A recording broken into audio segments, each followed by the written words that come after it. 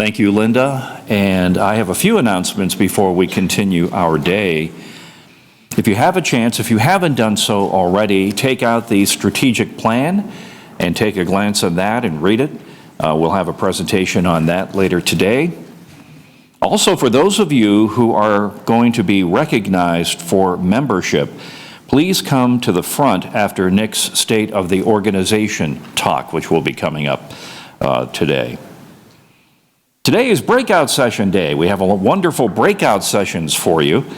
And if you don't know what breakout session you have signed up for, check your email, because emails were sent to everybody who signed up for a breakout session. Check your email, and in the email you will find the information you need. Also, you can check your Yap app, and there is an icon there for breakout sessions, and you can see the breakout sessions laid out for you. And now Linda, I believe, is coming back to introduce our speaker.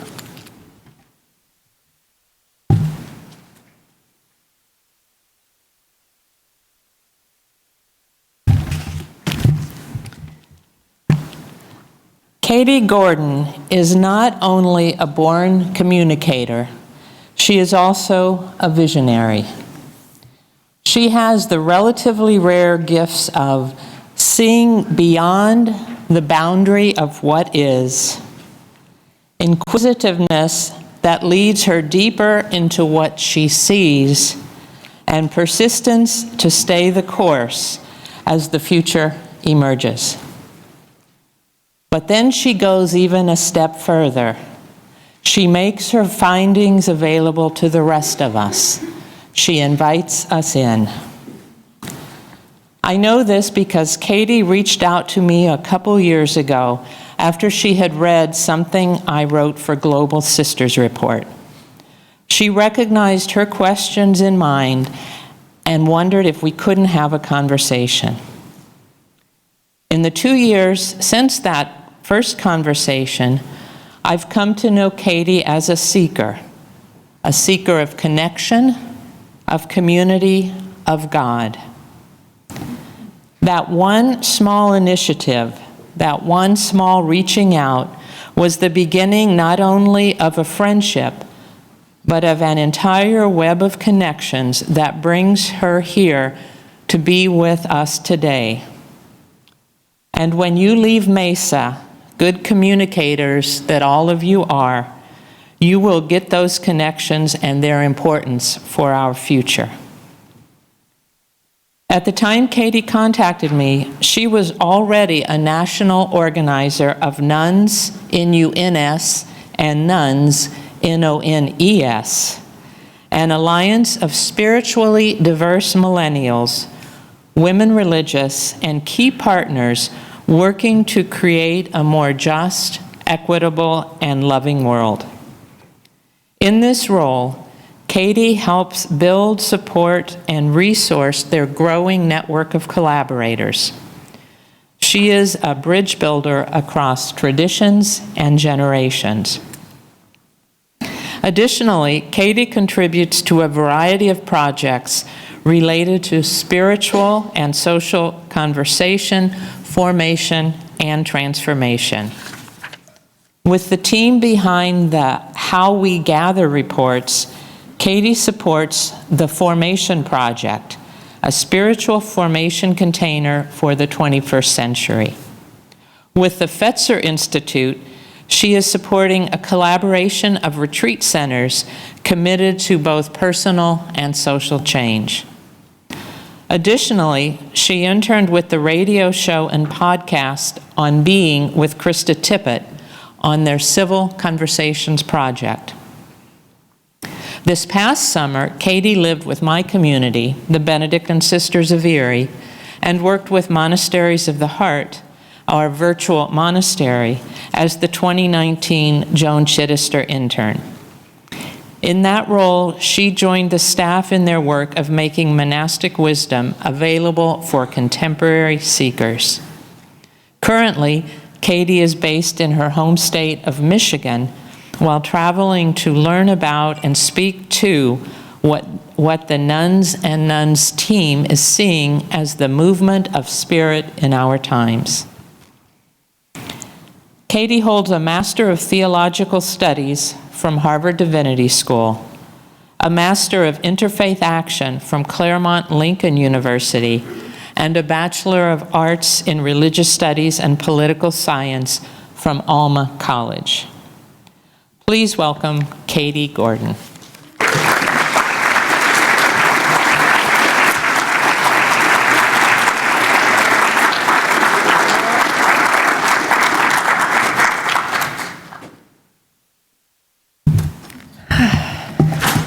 Good morning, everyone, and thank you, Linda, for that incredibly kind introduction. I'm so grateful to be here with this group of people. You feel like my people, although I'm mostly meeting most of you for the first time this week. And I'm incredibly grateful yesterday to Joan Chittister's keynote and just the prophetic witness that she is able to provide us. And it feels like my talk today actually begins where the conversation yesterday left off, right at the intersection of what the emerging now is in religious life and spirituality, intersecting that with the prophetic stance that we are all called to hold and to stand in today. And so that is where I hope to take us this morning.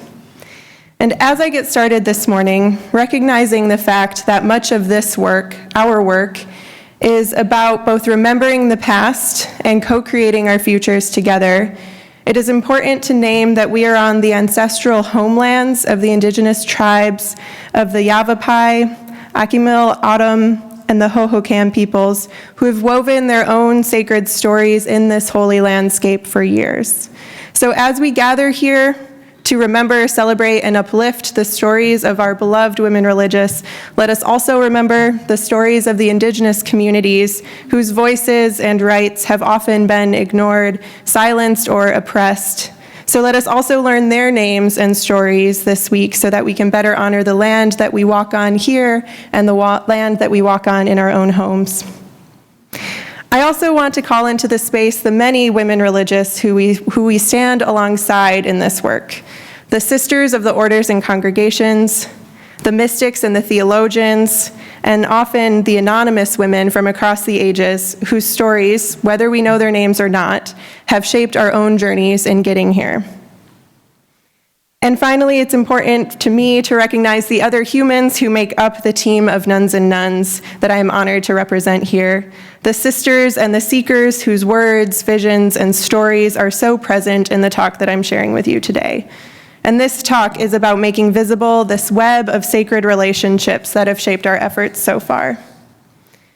I want to start this way to expand our imagination about who is present with us at this conference this week. It is not only the 200 of us gathered, but also the expansive circles that each one of us is carrying with us in this work and in our lives. I invite you to reflect for a few moments in silence about who that is for you. What stories of women religious called you to be here? Whose stories most ground you and inspire you to do this sacred work? We'll take just a few moments of silence, and then I'll begin.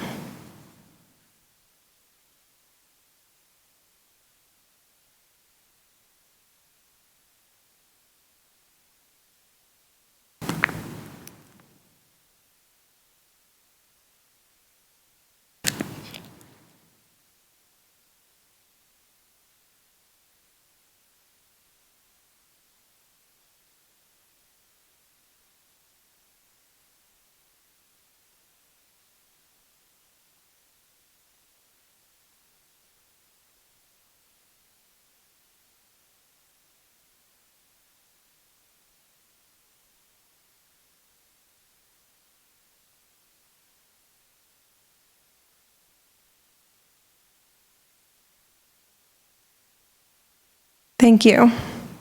And thank you to all of those who called you into the silence.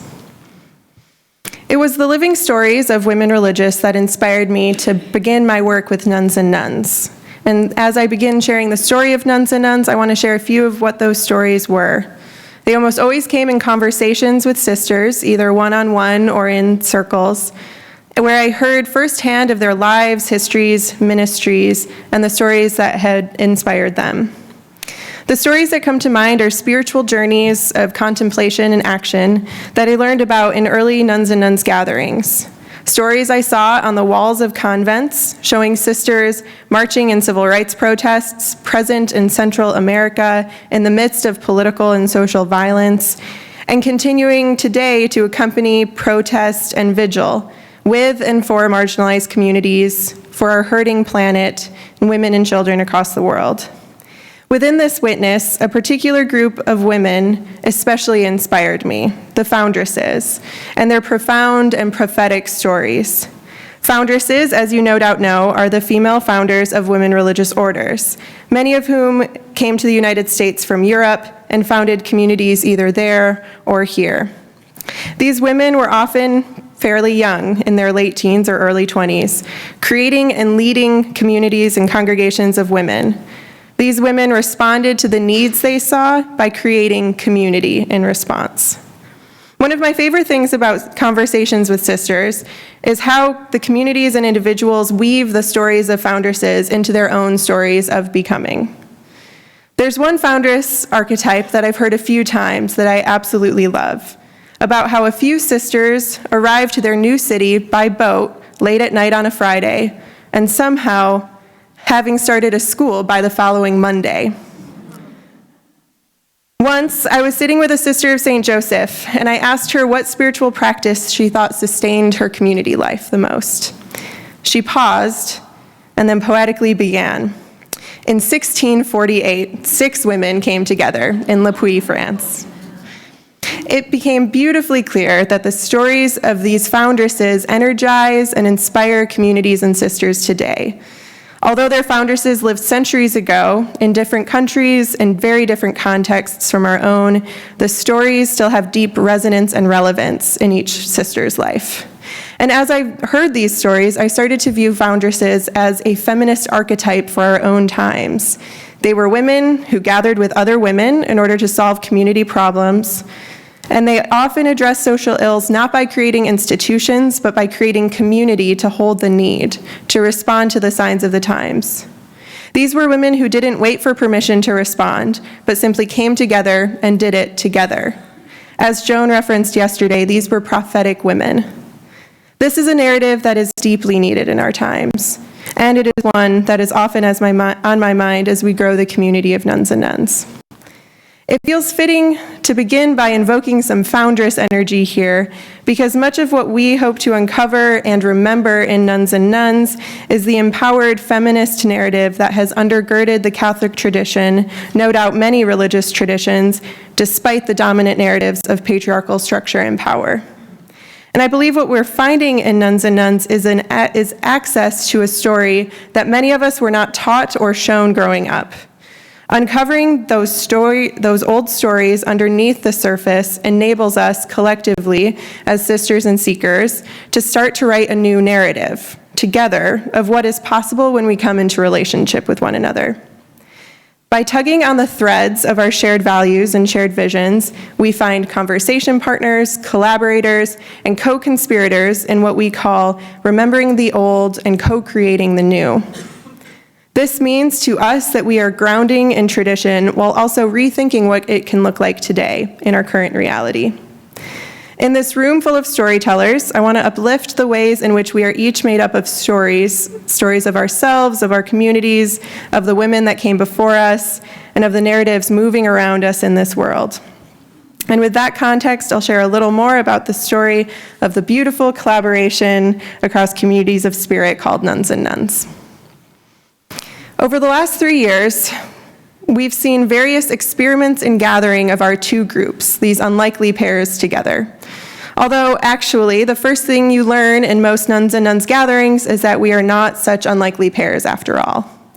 Sister Janet Rosano, a sister of Mercy, wrote, after reflecting on one of the first gatherings in the Bay Area, this haiku.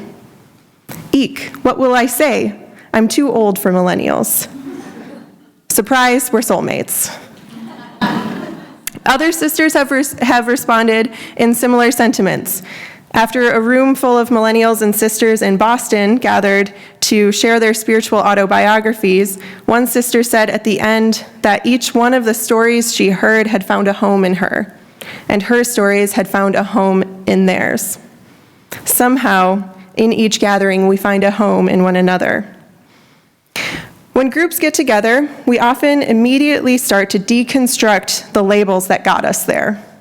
We quickly learn that the women religious in the room most often go by sister and not nun, and the so-called NONES nuns in the room are people who hold spiritually diverse and socially active identities. It is rare to hear them express any of the sentiment of none of the above, which the title of nuns actually means. And all of this deep connection often happens through a deceptively simple prompt that starts most gatherings and most communities. Share your name and tell us one wondering or one question that you hold. In our gatherings, usually groups between 15 and 25 people, almost always sitting in circles, has trust that is built immediately through conversation. Through our sharing and listening, we realize that many of us actually hold very similar stories and very similar questions, making us not feel like unlikely allies, but rather, as Sister Janet said, surprising soulmates. Everything since these initial gatherings has unfolded from this place of trust and relationship, where mutuality and collaboration evolve quickly and organically. We don't hold tightly to agendas, and rarely, if ever, have a clear sense of what will actually come out of our gatherings. Instead, as the sisters have modeled for us and taught us, we gather and listen to the Spirit.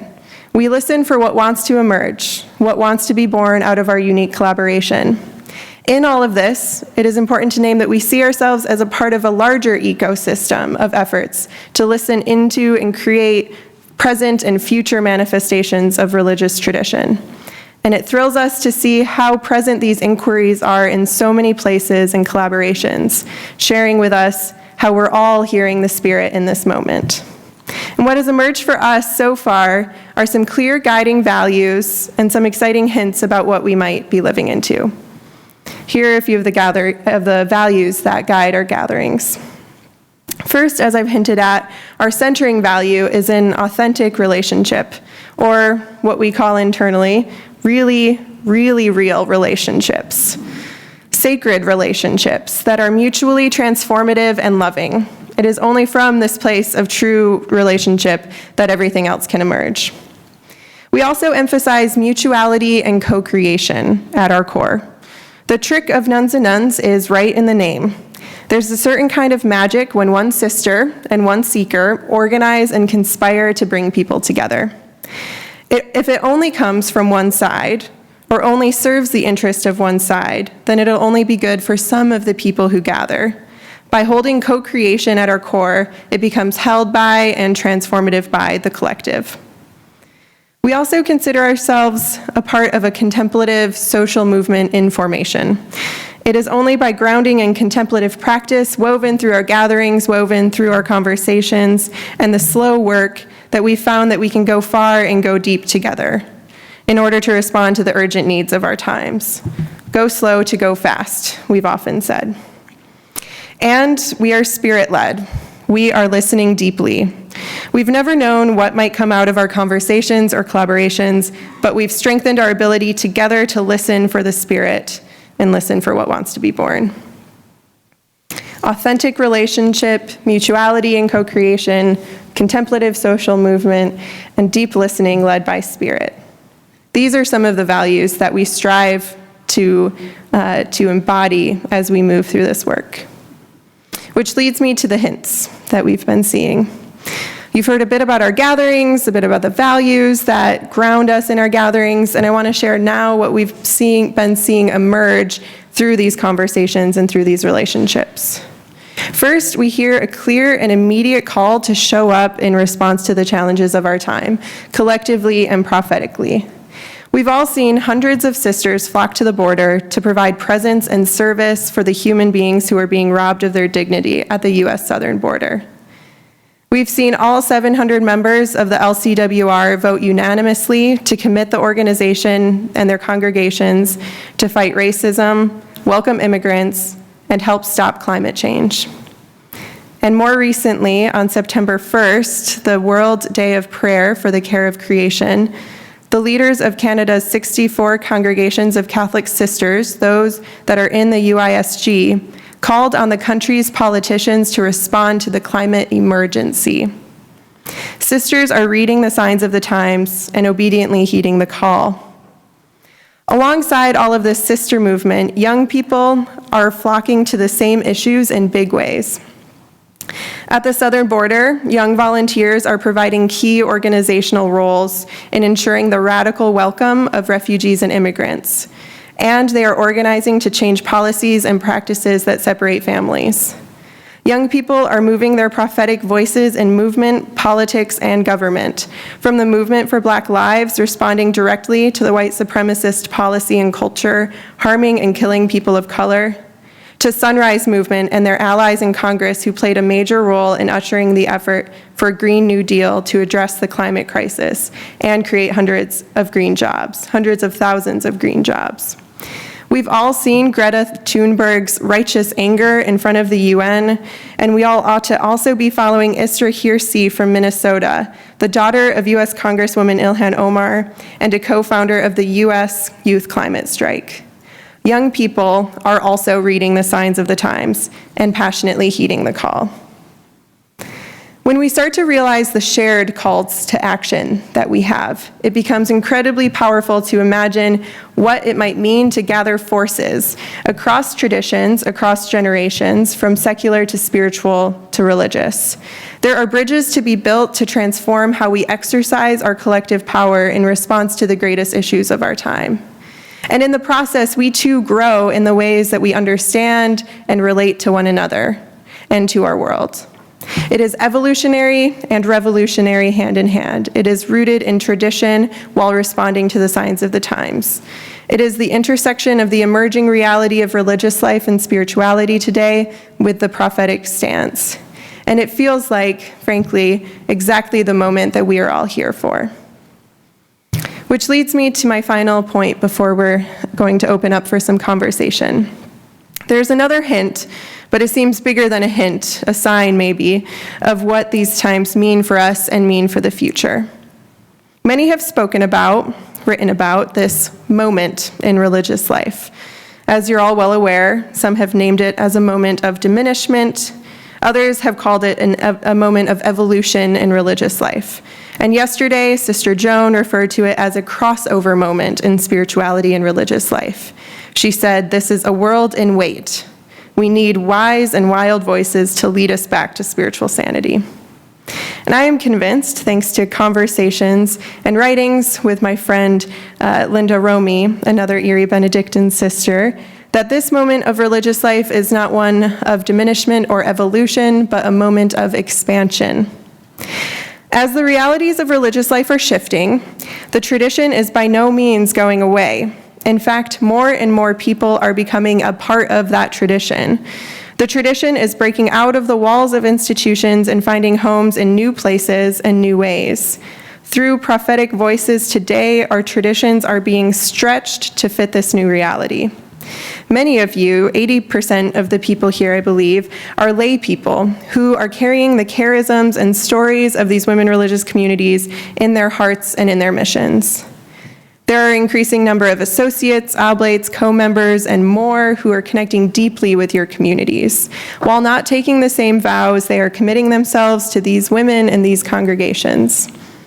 There are a few communities even looking at what emerging forms of belonging might look like the model of vowed co-membership with the Loretto community.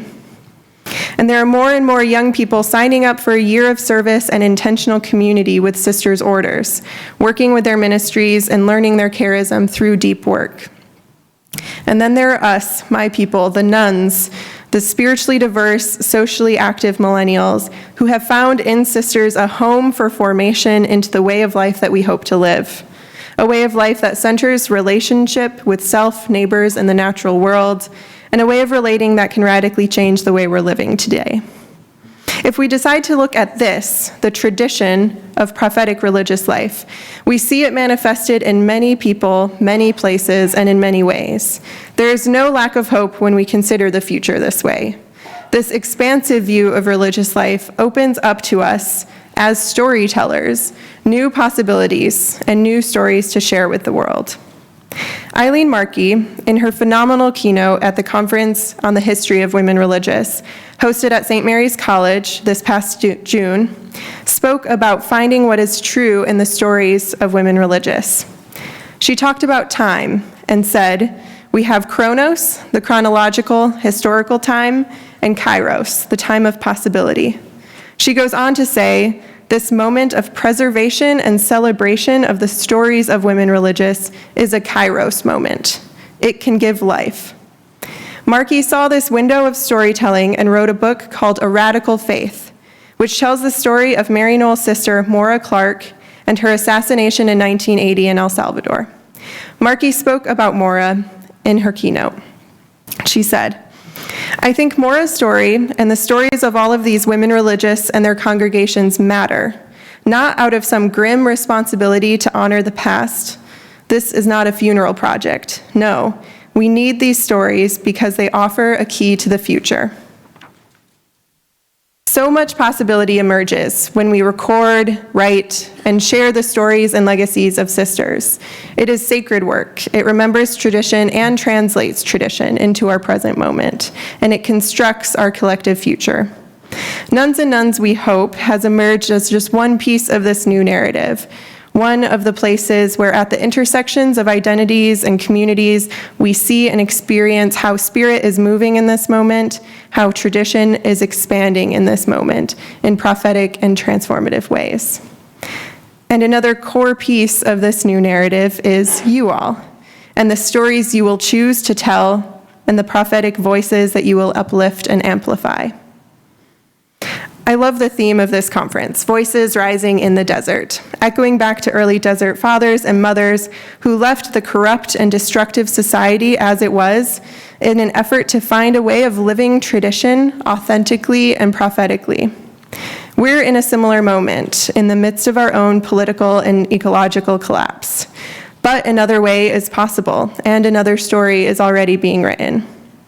I hope that the story of Nuns and Nuns helps you realize that the stories that you all are writing and sharing are desperately needed for our times and for the future.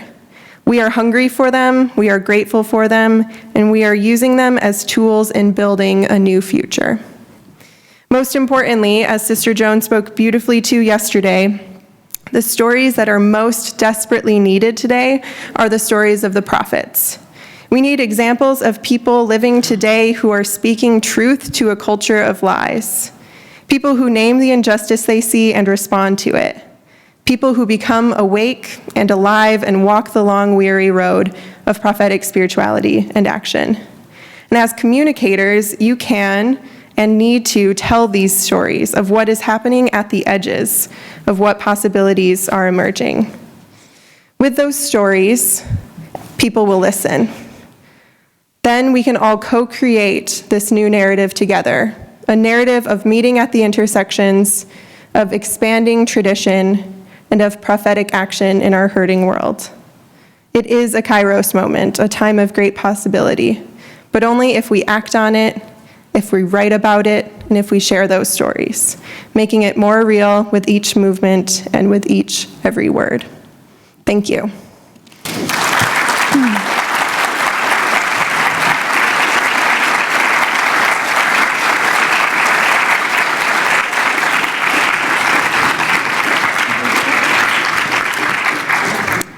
We have time for some questions now, if there are any questions from folks in the audience.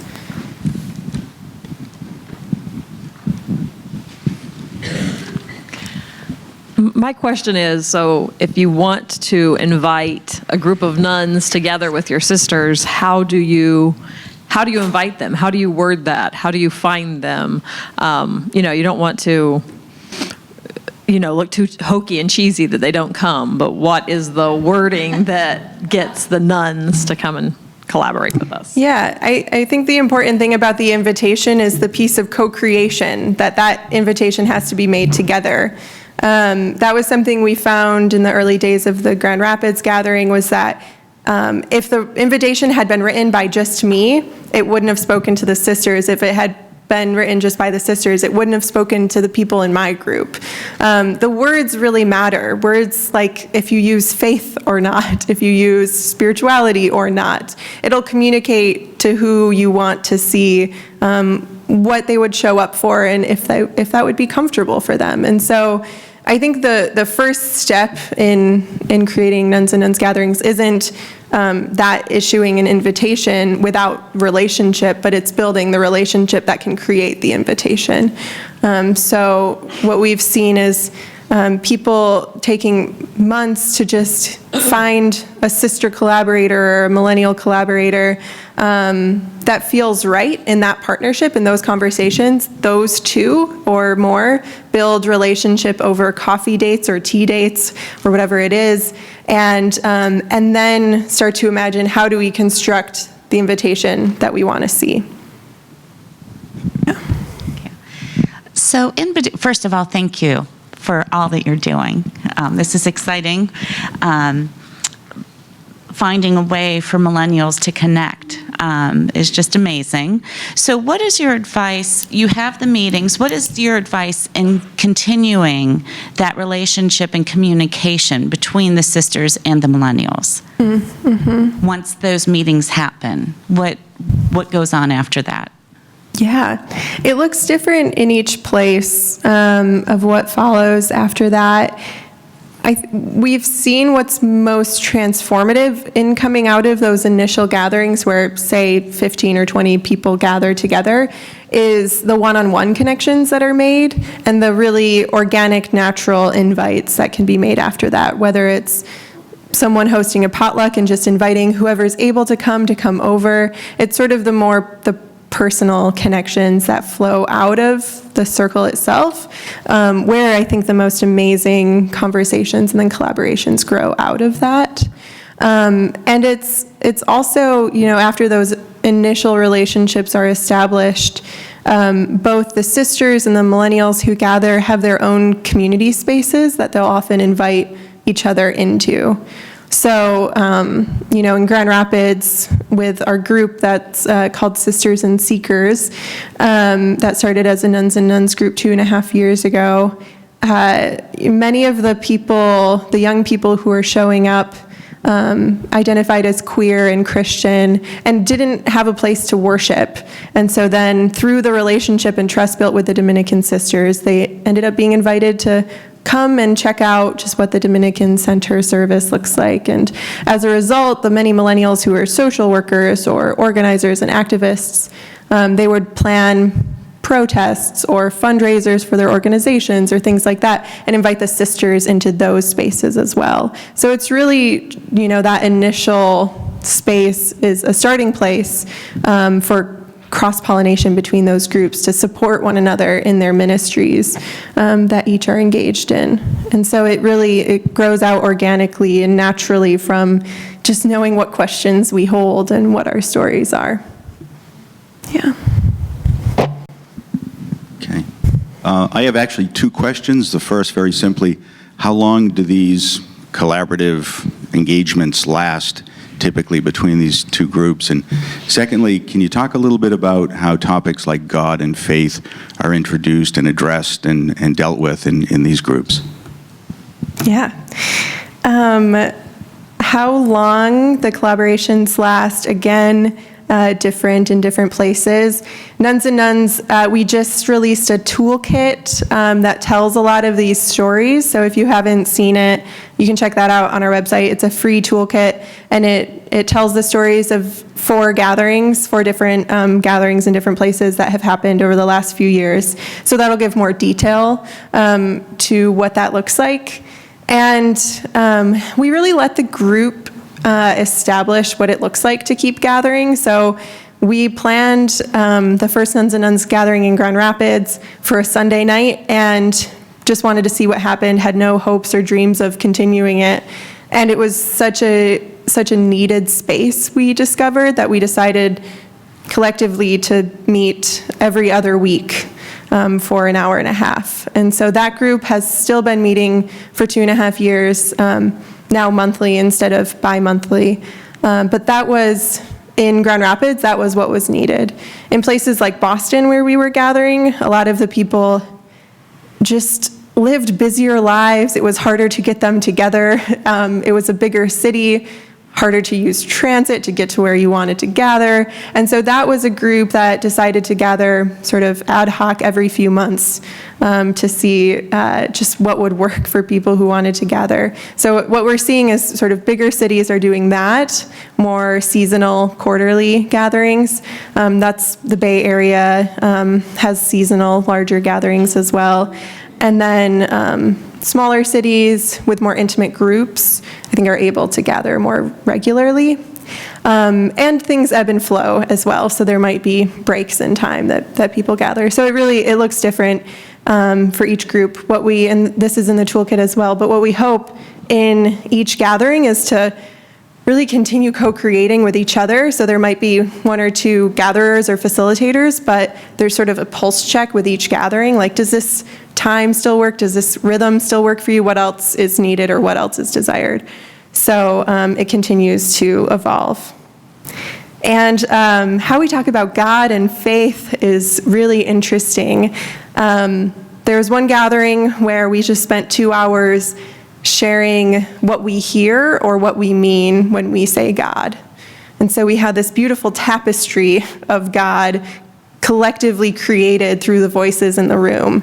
And that language doesn't speak to all of the millennials. And what we learned is sisters have really diverse ways of understanding God as well, which sort of opened up a lot of the younger people in the room who might say they don't believe in God and might not believe in God, to an expanded sense of what people mean by that language. Because so many words, God and faith, have been sort of, have developed meanings for people through harmful experiences with religion that makes us push away from that language. And so what we hope to do in those conversations is just nuance and make complex that language to, even if it's not a word that will resonate with someone, just to have a deeper understanding of it. We haven't talked about faith as much. It's, I think something like spirituality resonates with young people a lot more than faith does, because spirituality feels like it's more about practice. It's about how you live your life. And faith hasn't been a word that resonates as much for people. So we really sort of steer toward language of spirit rather than faith. So we tend to see, yeah. Like others have said, thank you. When I first heard, the Nuns and Nuns tagline kind of has been around a year or 2, well, 3 years, I think you said. As a sister, it really didn't fit for me. So I appreciated your, like, neither tag kind of fits. Right. And I really like Sisters and Seekers. Mm-hmm. And yet Nuns and Nuns seems to be the buzz. Yeah. Can you kind of explain how come? Like, how come Sisters and Seekers doesn't get the oomph that Nuns and Nuns get? Yeah. Well, many more people resonate with Sisters and Seekers than Nuns and Nuns, as we've heard. It was after a few months of gathering under the language of Nuns and Nuns that group sort of collectively decided, like, we're done with that label. Like, none of us like that. So we're going to create something else. They came up with Sisters and Seekers. What was appealing about it was that all the sisters also consider themselves seekers. Many of the seekers are also sisters. So that was something where it gets to the oneness rather than the difference in the group, much more than Nuns and Nuns does. Yeah, and I mean, we're not happy with Nuns and Nuns either. We're trying to figure out, how do we communicate who we are. I think one of our team members said recently that the most important part of Nuns and Nuns is the ampersand. It's the part that comes between both of those groups. And so that's really, what we're all about, is the meeting of those two groups. And at least in this sort of cultural moment, NONES nuns have been studied about and talked about at excess by Pew and by others. And so it plays into that moment where we're hoping to be able to sort of make more complicated who nuns are. And sisters or NUNS nuns seem to also be having a moment in media where there are a lot of stories of sisters. There's sort of an appeal, even from people who are secular, to who a nun is. And so I think it piques curiosity in a way that it gets people into the room. And then immediately when we start talking, we breeze right past those labels and start to complicate who we are to one another. But it's served us so far in starting a conversation, and there's a lot more, I think, to go off of once we start meeting and gathering. Thank you for that question. Are you finding that the nuns, the NONESs, are interested in the associate programs once they get to know the sisters? There you are. Sorry. Okay. Are the NONES nuns interested in the associate programs? That was the question. No.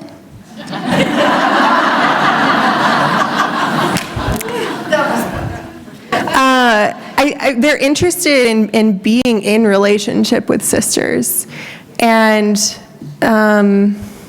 figuring out what that means. But I think that the Nuns and Nuns gatherings have been the container for those relationships. And we're certainly, I think in a lot of our gatherings, the conversation has expanded, not just Sisters and Seekers gathering, but also associates or agrégés or co-members. The extended family of these women religious orders are often present in the room and in our conversations. We by no means want only if you're a millennial you can come, only if you're a sister you can come. It's also everyone in between those identities as well. And so that's helped expand our conversation. And I think that, it's been a few years of gathering so far, and what we're starting to see is particular millennials who are pretty deep into relationships are finding the charisms that speak to them. So really finding resonance with unioning love, or finding resonance with the mercy charism, and then sort of drawing into deeper relationship with that community in a personal way, but it's not translating into an institutional or into another sort of container yet, and I'm not sure if it will. I'm Stacy Spittler, and I'm the Director of Communications for Grand Rapids. Yeah. And I'm so grateful to hear that you are, I guess, aware of the stumbling block of the Sisters and Seekers versus Nuns and Nuns, because it sure has been a stumbling block for me. I think that it creates challenges with SEO. It creates challenges with linking to and talking about the story. Mm-hmm. And I think it is an important goal or priority to really define that sooner than later, mm-hmm. is what my recommendation would be, because it's been it's been hard.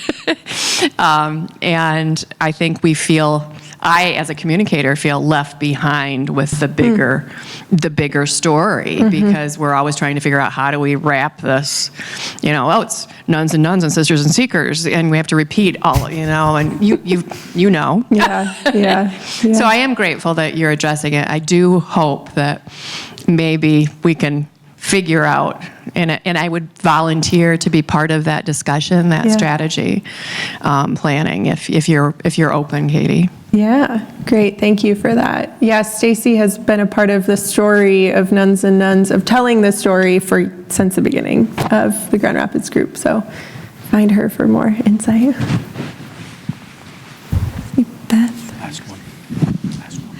I'm Beth Murphy. I'm a Dominican Sister of Springfield, and we are starting a project that is associated with Nuns and Nuns. Adam and Alan came and visited us a couple of years ago in Springfield, and were very inspiring to us. Here's my question. Our congregation has determined that we want our outreach to be to women. Mm-hmm. And I we're very close to being able to begin this, and I'm questioning the value of a women-only space versus a place that is welcoming more diversely. So I don't know if you have any wisdom to share about that. Yeah, so our Grand Rapids group, when the sisters and I were starting to talk about it, we intentionally started it as a women-centered space.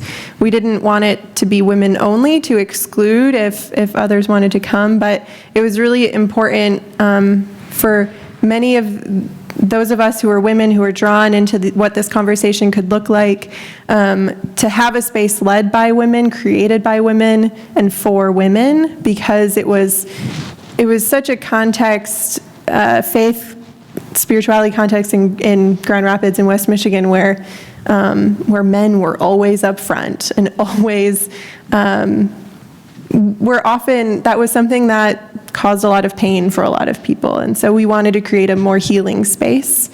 And so I think there's a great deal of importance to that. And in other groups, more men have come and helped facilitate and create with the understanding of centering feminine leadership and feminine wisdom.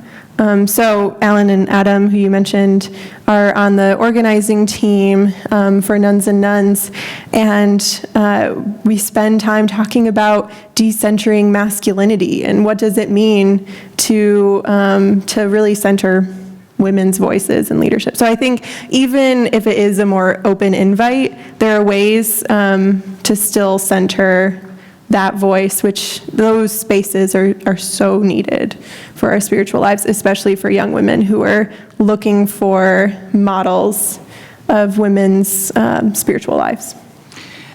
I have a question. How do you deal with transgendered folks or people who don't identify with one or the other? Yes, thank you for that. So when we say women-centered, it's women and non-gender conforming. It's really getting beyond patriarchal structures and spaces. So in different communities, trans folks have been a part of gatherings. And honestly, it's a challenge for folks who are non-gender conforming and trans to be in Catholic spaces at all. The language, brothers and sisters, doesn't include them. And so we've seen groups move toward brothers, sisters, and siblings, or just siblings gathered together. There's a lot of challenges we find in gathering in Catholic spaces that are predominantly white, and haven't included trans or non-gender conforming people into their space before. So there's just infrastructural challenges there, to have a gender neutral bathroom, to make sure that everyone's welcome.